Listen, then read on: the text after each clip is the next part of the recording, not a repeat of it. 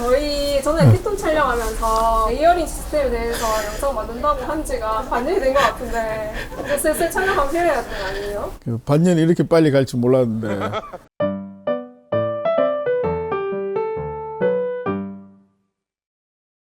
신발하고 뭐 하고 뭐 하다 보니까 너무 늦어져서 오들로를 기획해서 막 찍다 보니까 이거 더 이상 늦추기는 어려울 것 같아서 고객님도 지나가고 막 바쁘고 정신없을 수도 있긴 하지만 일단 최선을 다해서 오늘 다 마무리해서 찍도록 하겠습니다.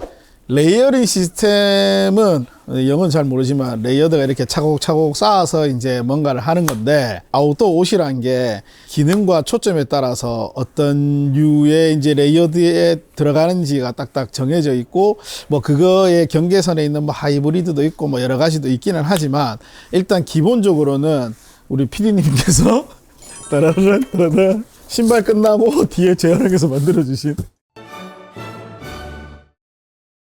베이스 레이어, 미드 레이어, 쉘 자켓, 이 세 단계로 되어 있는 이 레이어 층을 어떻게 믹스하고 어떻게 하느냐에 따라서 에너지 보존술이라고 그러거든요. 그거를 어떻게 하면은 만들어낼 수 있느냐, 그거를 이제 하는 건데, 이게 또 다 얘기하자면 엄청 길고 어려운 과정이긴 하지만, 베이스 레이어에 해당되는 옷, 미드 레이어에 해당되는 옷, 쉘 자켓에 해당되는 옷, 이 3단계에서 이 옷들을 어떻게 믹스해서 입어야 어떤 계절, 어떤 기온, 어떤 환경에서 최적인지를 찾아내는 거거든요. 그래서 이거는 뭐 완전한 정답이라기 보긴 어렵지만, 그래도 잘못된 레이어링 시스템으로 해가지고 막 땀이 차고 다운 자켓을 입었는데 얼어 죽겠다 하고 막 이런 경우가 있거든요. 그런 이유가 다운 자켓 뭐 100만 원짜리 입는다고 해서 무조건 보온이 다 돼가지고 안 춥고 이런 게 아니거든요. 안에 베이스 레이어를 어떤 식으로 가미해 주냐에 따라서, 겉에는 다운 자켓 100만 원짜리 입었지만 안에 베이스 레이어를 면 티셔츠를 잘못 입으면 땀을 흡수는 하지만 배출을 못 해가지고 보온력을 유지 못해서 에너지 보존이 안 되는 경우도 있어요. 그래서 무조건 비싸고 좋고 뭐 이런 것들로 해서 이 에너지가 보존되는 게 아니다. 이 레이어들을 어떻게 믹스하냐에 따라서 에너지 보존술이 달라진다. 그러면 퀴즈.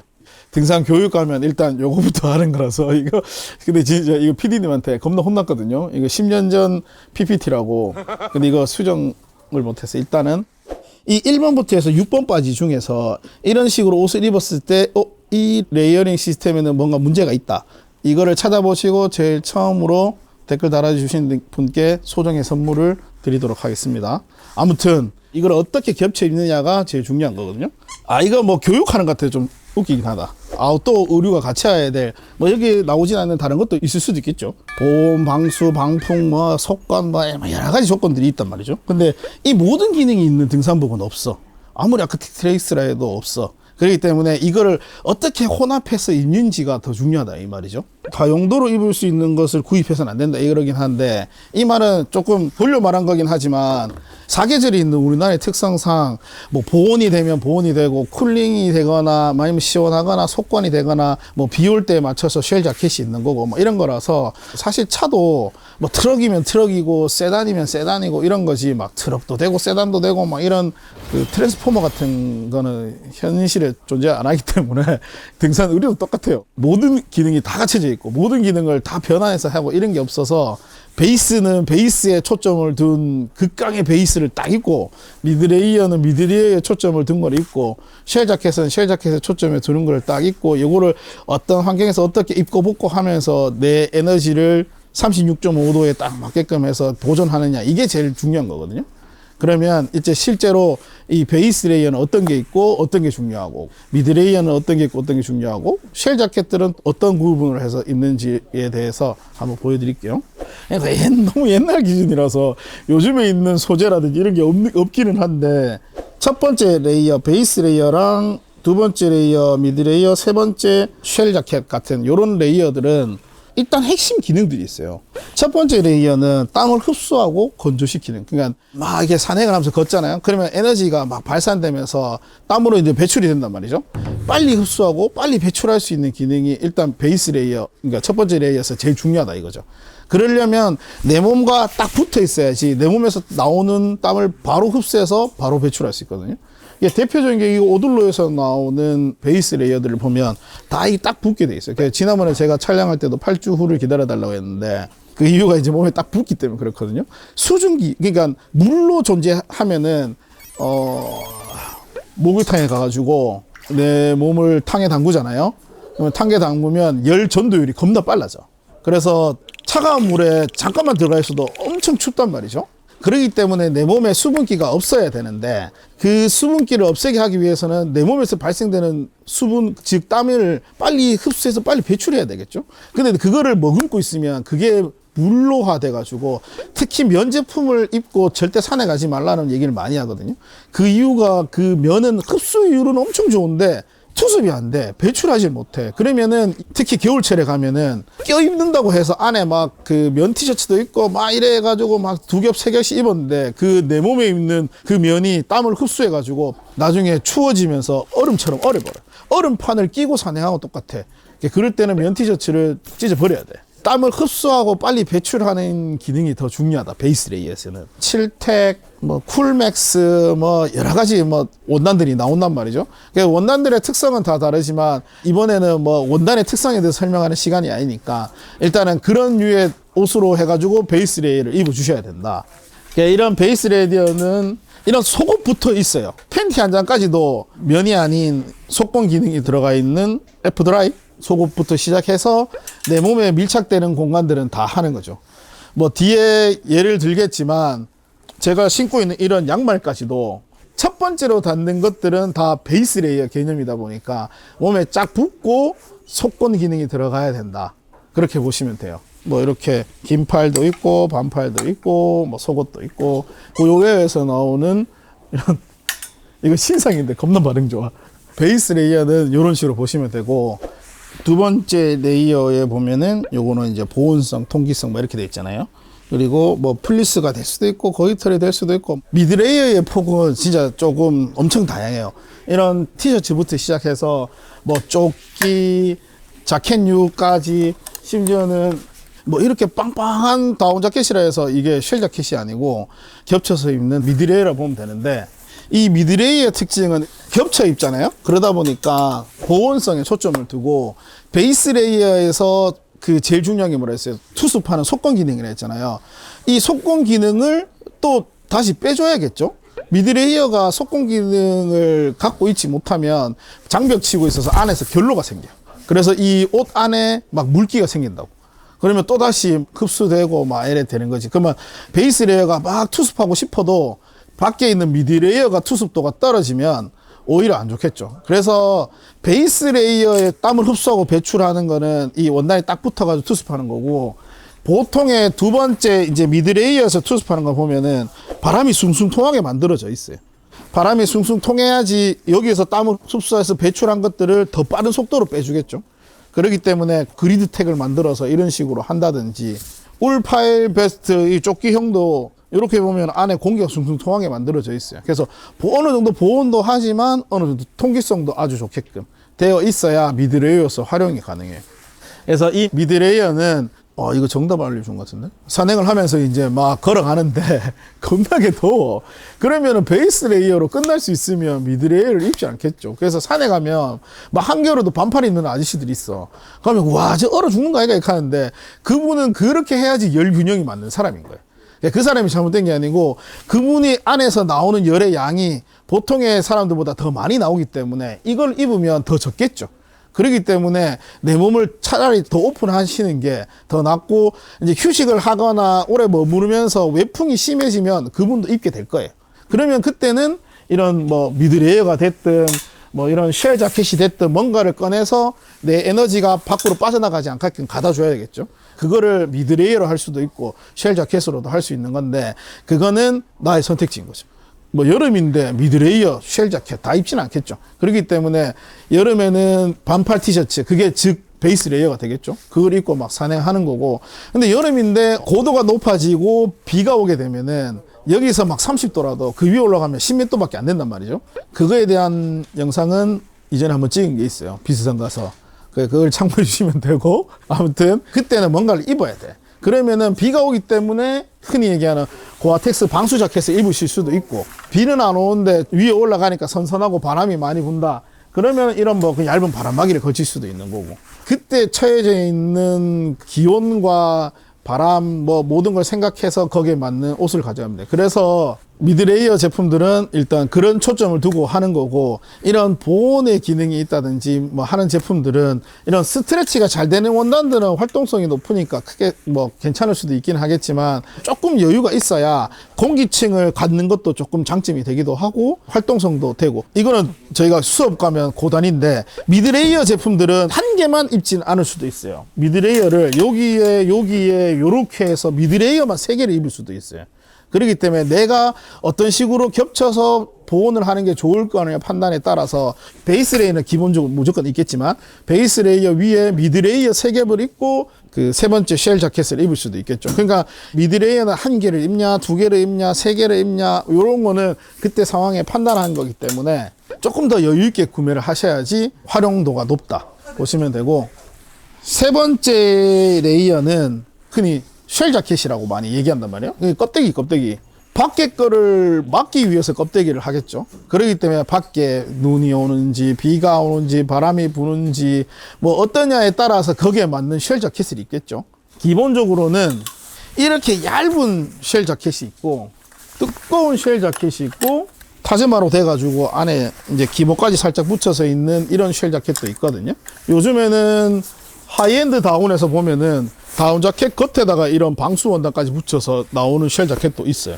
그래서 예전에는 뭐 다운 자켓을 미드레이어로 활용하고 겉에 이런 쉘 자켓을 입기 위해서 막 쉘 자켓을 크게 사고 막 이렇게 했는데, 요즘에는 다운 자켓 위에다가 쉘까지 이제 겹쳐서 하는 기능들이 나오다 보니까 이렇게 하는데, 이거는 겁나게 막 추운 날 입기는 좋긴 하겠죠.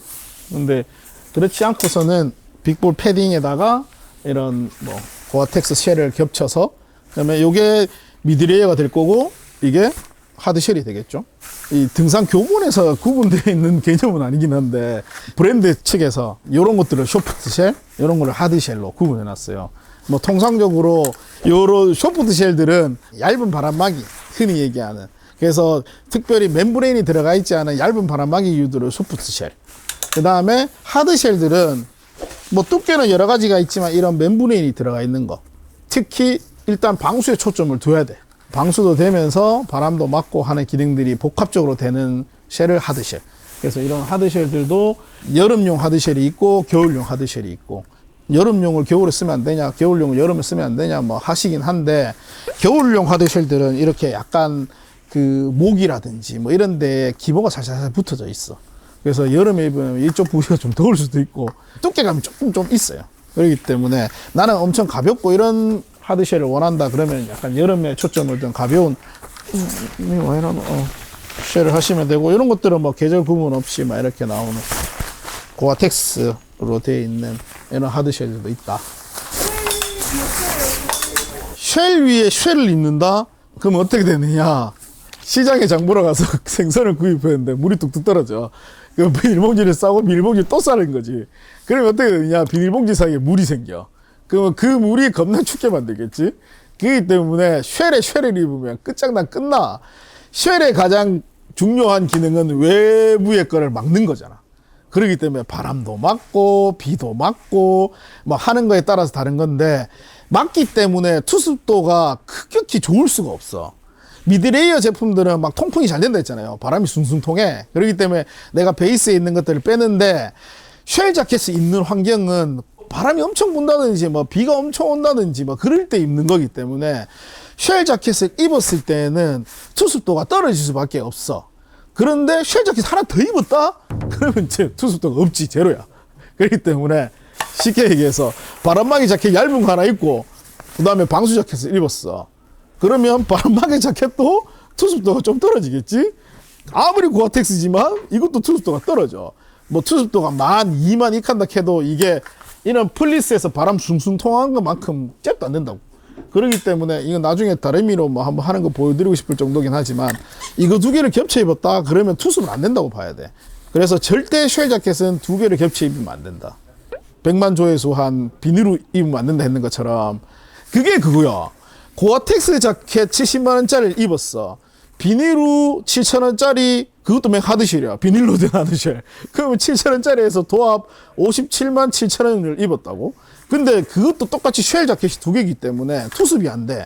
그러면 그 비닐과 고아텍스 사이에서 또 막 결로가 생겨서 다 젖는다고. 고아텍스 자켓 이거 엄청 좋다고 하는데 뭐 이거 다 젖고 뭐 이렇게 하네. 그거는 고아텍스는 열심히 일했는데 밖에 비닐로가 덮어 씌워보니까 투습이 안 된다는 거지. 고아텍스 자켓에 이런 거 보면은 막 이런 지퍼들도 있는 게 마무트에도 보면 이 지퍼를 열면은 투습이 되라고 막 구멍까지 뚫어놨다고. 그래서 이거를 꽉 싸매고 있으면은 이 안에 있는 수증기가 빨리 못 빠져나겠죠. 그래서 이 산행을 막 하게 되면은 비가 오더라도 이걸 약간 열어가지고 한번 환기시켜주고 또 입고 이렇게 하셔야 돼. 투습도를 인위적이라도 열어줘야 된다. 쉘 자켓을 입으면. 베이스 레이어 위에 베이스 레이어를 입어주세요. 베이스 레이어를 입는다. 굳이? 베이스 레이어는 땀을 흡수해서 배출을 하면서 타이탄 옷이라 했잖아요. 타이탄 옷에 타이탄 옷을 레깅스 2개 입는다? 따뜻하게 하려고 레깅스 2개 입으면 따뜻할 수야 있지. 근데 레깅스가 입어 추우면 그냥 바지를 위에 더 입어야지. 그런 것처럼 이렇게 베이스 레이어를 입었는데 미드 레이어를 얇은 걸 겹쳐준다든지 아니면 두꺼운 걸 겹쳐준다든지 이런 쉘 자켓을 겹쳐준다든지 이렇게 하셔야지 에너지 보존술에 맞게끔 되는 거겠죠. 베이스 레이어 베이스 2개 입는다. 신박한 질문 처음 들었는데. 십수년 역사상 처음 듣는 질문이긴 한데 미드 레이어로 입는 게 추천드립니다. 근데 이럴 수는 있긴 하겠다. 이런 완전 타이트한 베이스 레이어가 있거든요. 이렇게 조금 한량한 베이스 레이어도 있어. 아 이게 만약에 이 잠바랑 개꿀딱이다. 요거를 꼭 입어야 된다. 그러면 요게 베이스긴 하지만 요 베이스 위에 요 베이스를 입고 요렇게 해서 패션으로 한다. 패션 잘못 그럼 뭐라고 하노? 페알못이긴 한데 요렇게 정도까지는 괜찮은데 너무 타이트한 베이스 레이어를 두 겹 입는 건 좀 아닌 것 같긴 해. 그래서 이거 아까 이거 저희 교환으로 설명하자면 이제 피부에 닿는 옷들은 다 베이스 레이어라 보시면 돼요.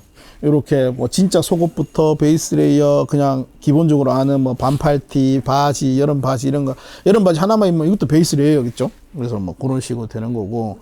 두 번째 미드 레이어는 진짜 여기 보는 것처럼 뭐 플리스가 된 자켓이 있을 수도 있고 그냥 플리스 티셔츠가 될 수도 있고 기모 없는 티셔츠가 될 수도 있고 이렇게 헤비 다운도 그 미드 레이어가 된다는 거죠. 그렇기 때문에 보온을 위한 목적성을 띠는 제품들은 다 미드 레이어인데 진짜 추우면 이렇게 겹쳐 입을 수도 있겠지.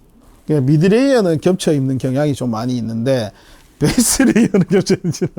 이거 보온 옷은 계절 구분 없이 가지고 다닌다. 이걸 여름에 갖고 다니진 않겠지. 그러니까 이것까지는 알겠진 않지만 이런 보온되는 의류들이 댓글로 많이 남겨주셨지만 우리나라에서 얕은 산 가는데 무슨 뭐 그거냐 이렇게 얘기하시긴 한데 사실 저체온증으로 사고 나는 게 봄철이 제일 많아. 겨울철은 춥기 때문에 겁나 많은 장비들을 챙겨가요. 그렇기 때문에 실질적으로 그렇게 많은 저체온증 환자가 생기지 않는데 봄철이 많아요. 밑에는 막 꽃 피고 막 덥다고 막 여름처럼 막 느껴져서 막 반팔 입고 가면 되지 막 하는데 그 위로 올라가서 갑자기 날씨가 안 좋아졌다. 그러면 막 바람 불고 뭐 심지어 비까지 왔다. 그러면 영하로 내려간다고. 그렇게 되면 봄철에 나는 반팔 입고 산에 갔는데 하산하려면 한 3시간 남았어. 그러면은 그때까지 어떻게 해? 막 체온이 점점 떨어지고 저체온증 환자는 상황 판단력이 겁나 떨어지고 막 이제 그렇게 되기 때문에 이 잠깐에 뭐 금방 내려오기 그게 쉽지 않다고.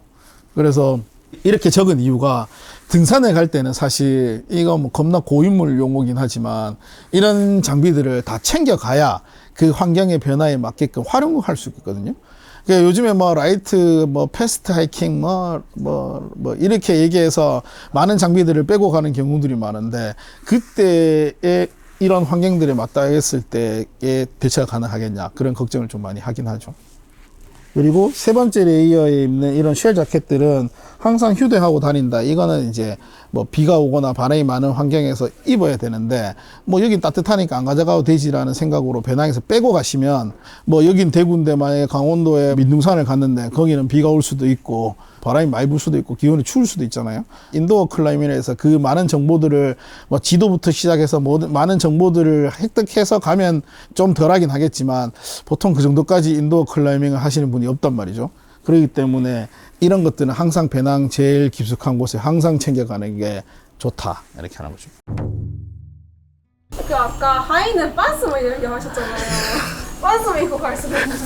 빤스만 입고 가면 하이류는 초두에 했던 레이어링 시스템 문제의 정답은 정답자가 나오면 바로 쇼츠로 공개해 드리도록 하겠습니다.